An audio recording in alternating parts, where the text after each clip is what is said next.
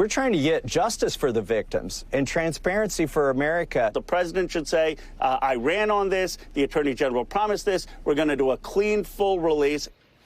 That was California Democratic Congressman Khanna and Kentucky Republican Thomas Massie after Speaker Mike Johnson sent Congress into recess last month. Remember that? Instead of holding a vote to compel the Department of Justice to publicly release files relating to now deceased convicted child sex offender Jeffrey Epstein. Well, today, as the House Oversight Committee got its first batch of Epstein documents, members in both parties are still looking for more answers. And joining me now is Congressman Khanna, Democrat from California, member of the House Oversight Committee. All right, you got the transcript of the Maxwell interview and the recording and some documents, so fully transparent and we're done, right? Everything all good? Well, Donald Trump is out there saying, release the Epstein files, and then he's calling himself the chief law enforcement officer, but he's not releasing the Epstein files. We got less than 1%, you know?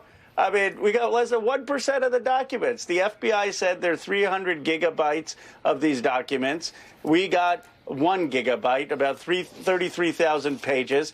To put that in perspective, usually in a major investigation, you get about 1 million pages, and most of these pages are already public documents. So they're stonewalling. What we really need to do when we come back is have a vote on Massie and my bill to force the release. The Speaker, as you mentioned, shut down Congress to avoid that vote, but he's not going to keep shutting down Congress. We just need to vote on that.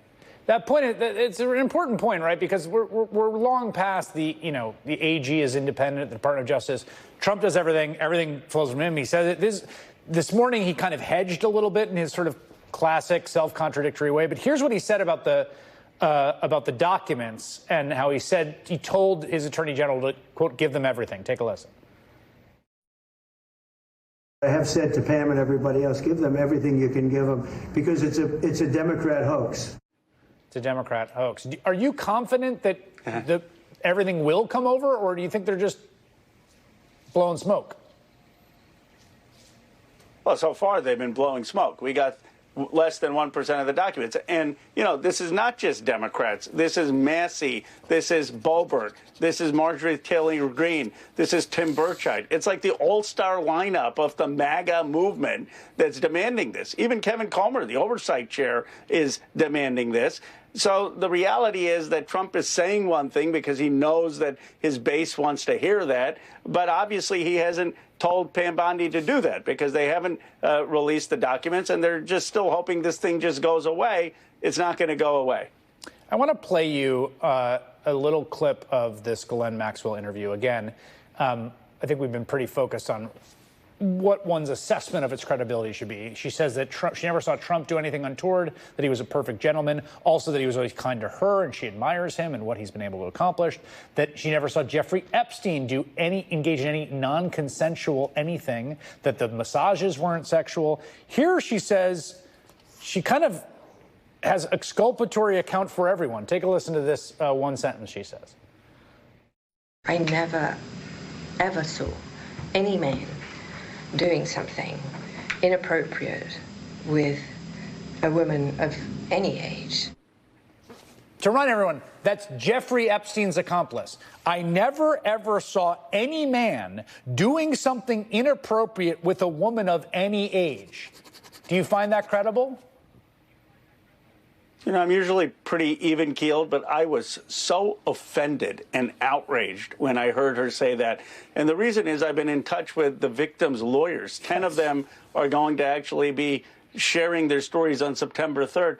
I mean, it is so offensive, so insulting to the hundreds of victims who our country has sidelined for years. They haven't been centered. And for Maxwell to get up there and say that nothing was done to them, I mean, she's going to be shocked when she hears the stories on September 3rd. But I'm so angered for the victims whose stories and testimony is being dismissed.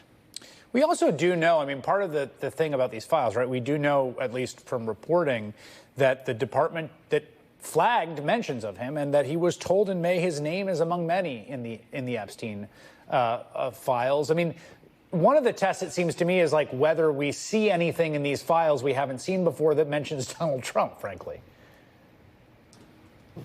Absolutely. And we also have a subpoena to the Epstein estate to get the birthday book. But you notice how Trump, he says, well, I want to release everything, but I'm really concerned because some of my friends and some of the people I know may be mentioned in these files. Yeah. Really?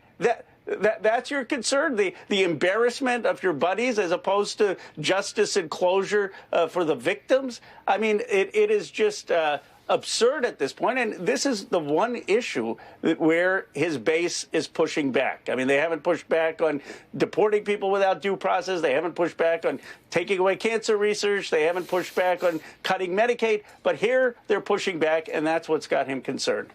Congressman Khanna, we will follow up on this in September. Thanks for being here.